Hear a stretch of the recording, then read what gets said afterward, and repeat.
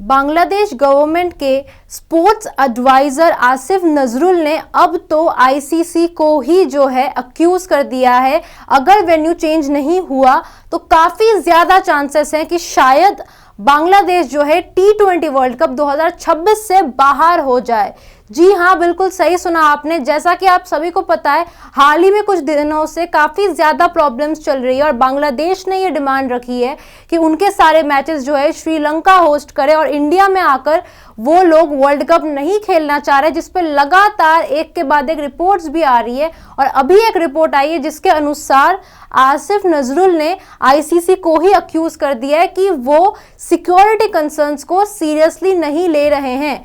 पूरी बात बताएंगे आपको इस वीडियो में, इसलिए आखिर तक हमारे साथ जरूर बने रहे। नमस्कार, मैं सृष्टि और आप मेरे साथ देख रहे हैं Royal Challenge choose bold present sports यारी।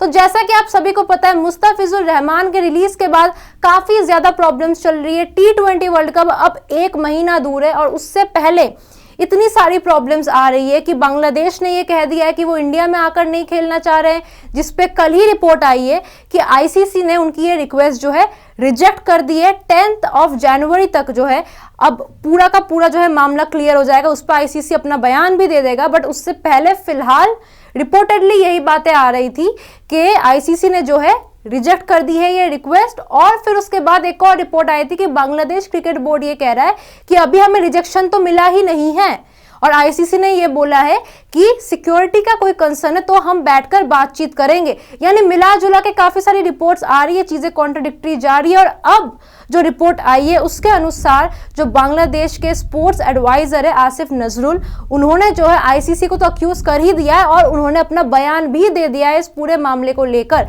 एक बार सबसे पहले रिपोर्ट्स की तरफ नजर डाल देते हैं कि रिपोर्ट्स क्या कह रही है इस पूरे मामले को लेकर। Bangladesh accusing ICC on Wednesday, Bangladesh government sports adviser Asif Nazrul said Dhaka would make a strong case before the International Cricket Council ICC to relocate Bangladesh's matches to co-host Sri Lanka, accusing the global body of failing to grasp the seriousness of the situation। यानी यहाँ पर आसिफ नजरुल जी ने ये बोला है कि हम लोग इस चीज़ पे केस करने वाले, स्ट्रॉन्ग केस हम रखने वाले हैं आईसीसी के सामने कि जो हमारे मैचेस हैं वो श्रीलंका में जो है रिलोकेट किए जाए। और शायद से आईसीसी जो है सीरियसनेस को ग्रास्प नहीं करी, ये जो सिचुएशन है सिक्योरिटी का इंडिया में इनके अकॉर्डिंग, उसको सीरियसली जो है आईसीसी नहीं ले रही है। तो कहीं ना कहीं आप कह सकते हैं कि नाराजगी दिखाई है यहाँ पे आसिफ नजरुल ने, क्योंकि कल की रिपोर्ट में भी यही बातचीत हुई थी, उसमें भी यही लिखा था कि आईसीसी को ऐसा कुछ नजर नहीं आ रहा है इंडिया की सिक्योरिटी में जिसके कारण बांग्लादेश को इंडिया में T20 वर्ल्ड कप खेलने में दिक्कत हो।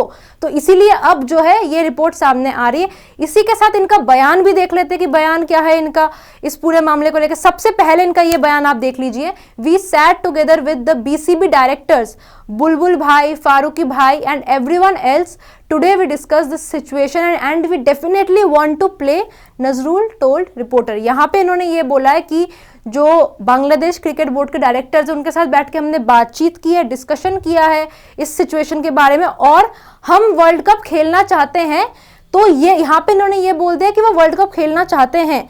ऑब्वियसली कोई भी टीम चाहेगी। अब इनका अगला बयान देख लेते हैं जहां पे उन्होंने ये बोला है कि देश की डिग्निटी से ऊपर कुछ नहीं है, लेकिन अगर वहां पे कोई आज आ रही है तो हम वर्ल्ड कप नहीं खेलना चाहते हैं। We do not want to play the World Cup at the cost of national humiliation, at the cost of security of our cricketers, spectators and journalist और at the cost of the country's dignity.